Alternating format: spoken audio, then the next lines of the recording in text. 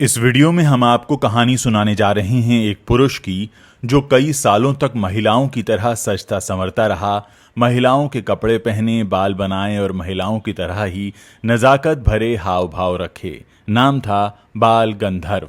वैसे तो इनका नाम नारायण श्री प्रसाद राजहंस था, लेकिन महज 10 साल की उम्र में इनकी गायकी से प्रभावित होकर लोकमान्य बाल गंगाधर तिलक ने इन्हें बाल गंधर्व का नाम दे दिया। ये वो दौर था जब महिलाओं को स्टेज पर जाने की इजाजत नहीं थी, लेकिन स्टेज पर महिलाओं की जरूरत बहुत थी। नतीजतन खुद बाल गंधर्व महिला बनकर स्टेज पर आने लगे। इस कला में बाल गंधर्व इतने मजे हुए थे कि दर्शक इन्हें एक नजर भर देखने के लिए मीलों का सफर तय किया करते थे। इनकी पहनी साड़ी और ज्वेलरी को महिलाएं फॉलो किया करती थीं। वो फीमेल ट्रेंडसेटर बन चुके थे।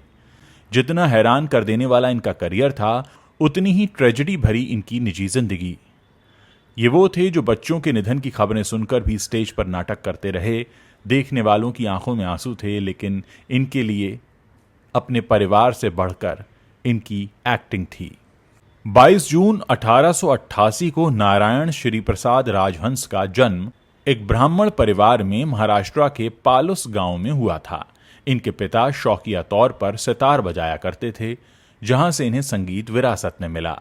पढ़ाई में रुचि नहीं थी, तो इन्होंने कम उम्र में ही गायकी शुरू कर दी। हुनर तराशने ये जलगांव के क्लासिकल म्यूजिक ट्रेनिंग स्कूल पहुंच गए। इन्हें महज 10 साल की उम्र में लोकमान्य बाल गंगाधर तिलक के सामने गाने का मौका मिला। परफॉर्मेंस खत्म होते ही लोकमान्य तिलक इनके पास गए और पीठ थपथपाते हुए इन्हें नाम दे दिया बाल गंधर्व का, जिसका अर्थ होता है हुनर से भरपूर गायक। बहुत कम उम्र में ही बाल गंधर्व पॉपुलर होने लगे थे, जिसकी वजह थी इनकी मधुर आवाज और भजन गाने का तरीका। लेकिन इन्हें सुनने में परेशानी हुआ करती थी। एक बार इनके हुनर पर कोल्हापुर के राजा महाराज साहू की नजर पड़ी। जब साहू को इनकी सुनने की परेशानी के बारे में पता चला, तो उन्होंने खुद अपने पैसे खर्च करके इनका इलाज करवाया। इन्हें किर्लोस्कर नाटक मंडली में जगह दिलाई। यहीं से गायक बाल गंधर्व का अभिनय करियर शुरू हो गया। इनकी मंडली को लंबे समय से एक प्ले करने वाली महिला की तलाश थी, लेकिन जब बाल गंधर्व इस मंडली से जुड़ गए तो उनके चिकने चेहरे और फेस कट से उनकी ये तलाश पूरी हो गई। साल 1906 में जब 18 साल के बाल गंधर्व मिराज प्ले में शकुंतला बनकर स्टेज पर उतरे, तो हर कोई हैरान था। नाजुक हाथों से पल्लू खींचना, चेहरे का हाव भाव और महिला बनने की बारीकी ऐसी कि देखने वाला पहली नजर में ही धोखा खा जाए। इन्होंने सौभद्र, मान अपमान, विद्याहरण और स्वयंवर जैसे दर्जनों शोज में कभी नंदिनी, कभी सुभद्रा, कभी भामिनी, तो कभी देवयानी और रुक्मणी बनकर लोगों का दिल जीत लिया। साल 1913 तक आपसी मतभेद के कारण किर्लोस्कर नाटक मंडली टूट गई और बाल गंधर्व का काम पूरी तरह से रुक गया। ये एक बुरा अंत था, लेकिन बाल गंधर्व ने इसे खूबसूरत शुरुआत में बदल दिया। 1913 में ही बाल गंधर्व ने अपनी गंधर्व नाटक मंडली शुरू कर दी। इन्होंने समशया कल्लोलस, मृच्छकटिकम, शारदा, एकच प्याला जैसे बेहतरीन प्लेस किए और देखते ही देखते ये नाट्य सम्राट बन गए। बाल गंधर्व के बारे में कहा जाता है कि महिला की खूबसूरती को किसी पुरुष ने आज तक इतनी खूबसूरती से पेश नहीं किया जितना बाल गंधर्व ने। बाल गंधर्व हर प्ले के बाद महिलाओं की साड़ियों के लिए नया ट्रेंड लेकर आते थे। इनके तरीके से पहनी गई ज्वेलरी और साड़ियां ऑर्डर देकर बनाई जाने लगीं। खूबसूरती ऐसी कि कई पुरुष ऐसे भी थे जो ये जानते हुए भी कि ये पुरुष हैं, इनकी ओर आकर्षित हो जाया करते थे। जहां एक तरफ बाल गंधर्व की मंडली कामयाबी की सीढ़ियां चढ़ रही थी, वहीं दूसरी तरफ इनकी निजी जिंदगी में दुख के बादल घिर रहे थे। ब्राह्मण परिवार से ताल्लुक रखने वाले बाल गंधर्व की कम उम्र में ही परिवार ने 1907 में लक्ष्मीबाई से शादी करवा दी। इस शादी से उन्हें 7 बच्चे हुए। मार्च 1911 का साल इनके लिए कुछ अच्छा नहीं रहा। पहले इन्होंने अपना बड़ा बेटा और फिर एक बेटी को खो दिया। बच्चों की मौत की खबर सुनने के बावजूद इन्होंने स्टेज पर अपना प्ले जारी रखा। इन्हें प्ले करते देख दर्शकों की आंखों में आंसू आ गए, लेकिन बाल गंधर्व रोए नहीं। पहले 2 बच्चों को खोने के 7 साल के बाद इनके 2 और बच्चों का बचपन में ही निधन हो गया। साल 1928 में बाल गंधर्व की नाटक मंडली को अमरावती में स्टेज परफॉर्मेंस देनी थी, लेकिन पहले ही दिन खबर ये आ गई कि इन्फेक्शन के चलते बाल गंधर्व की सबसे बड़ी बेटी भी गुजर गई है। इन्होंने टीम को काम जारी रखने का आदेश दिया। ये शो था वसंत सेना का। बेटी के गुजरने की खबर मिलने पर भी प्ले कर रहे बाल गंधर्व को देखकर एक बार फिर से ऑडियंस की आंखों में आंसू थे। साल 1928 तक बाल गंधर्व के 7 बच्चों में से महज 2 बेटियां ही बची थीं।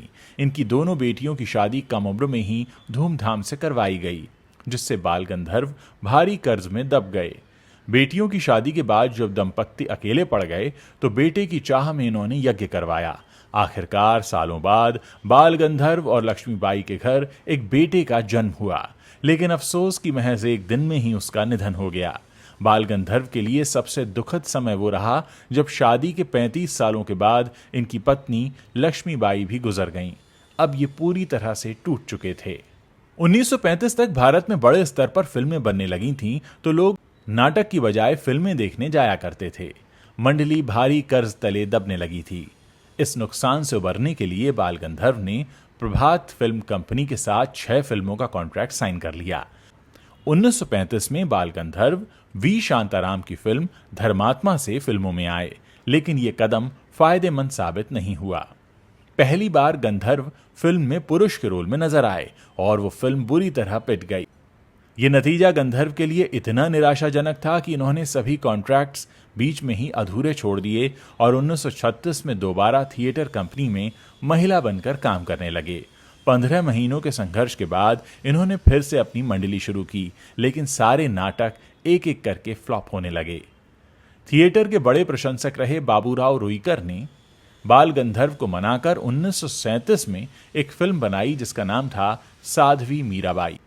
50 साल की उम्र वाले बाल गंधर्व इस फिल्म में मीराबाई के रोल में नजर आए, लेकिन उभरते कलाकारों के सामने इनकी अदाओं का जादू कम हो चुका था।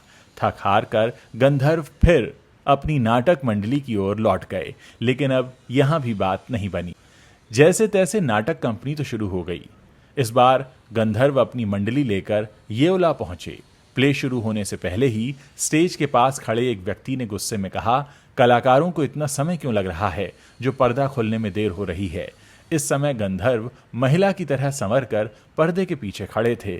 किसी ने कहा, अरे कलाकार तैयार हैं लेकिन।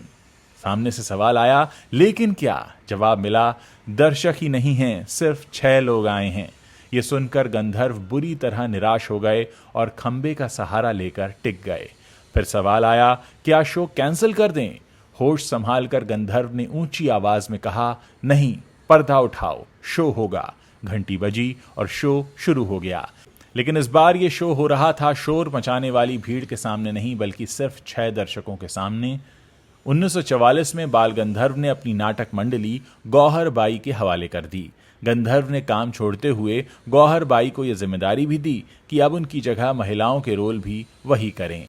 पहली पत्नी के खोने के 11 साल बाद बाल गंधर्व ने अपनी ही नाटक मंडली की सिंगर गौहर बाई से शादी कर ली थी। गौहर बाई सपने लिए गांव से बॉम्बे पहुंची तो उन्हें बाल गंधर्व के नाटक मंडली में जगह मिल गई। ये भी गंधर्व की आवाज और कला की दीवानी थीं। घंटों इनके गाने सुनती और मन ही मन इन्हें पसंद करने लगीं। आखिरकार गंधर्व भी इनकी तरफ आकर्षित हो गए। दोनों ने जब 1951 में शादी की तो हंगामा मच गया। पहले ही भारत हिंदू मुस्लिम के दंगों के बीच संघर्ष कर रहा था। दूसरी तरफ ब्राह्मण परिवार के गंधर्व ने मुस्लिम महिला को अपनी धर्मपत्नी बना लिया था। नतीजतन दोनों का परिवार इसके खिलाफ हो गया। सालों तक साथ रहने के बावजूद इन दोनों के कोई संतान नहीं हुई। दूसरी शादी से इन्हें बच्चों का सुख नहीं मिला। साल 1964 में बाल गंधर्व की दूसरी पत्नी गौहर बाई का भी निधन हो गया, जिससे फिर एक बार गंधर्व इस दुनिया में अकेले रह गए। ये कहना भी गलत नहीं होगा कि हर कदम पर कामयाबी मिलने के बावजूद ये ताउम्र कर्ज में ही दबे रहे। न काम, न परिवार, न हेल्थ। हालात बद से बदतर हो रहे थे, लेकिन उनका इलाज करवाने वाला भी कोई नहीं था। जब 1960 आते आते बाल गंधर्व की हालत गंभीर हो गई तो इनका एक दोस्त पुणे से अपना काम छोड़कर बॉम्बे पहुंचा। इनका लंबा इलाज चला। इस दौरान ये 3 महीने तक कोमा में भी रहे। आखिरकार 3 महीने तक बिना करवट लिए बिस्तर पर पड़े बाल गंधर्व का 15 जुलाई 1967 को निधन हो गया। ये सिर्फ बाल गंधर्व का ही नहीं बल्कि मराठी म्यूजिकल युग का भी अंत था।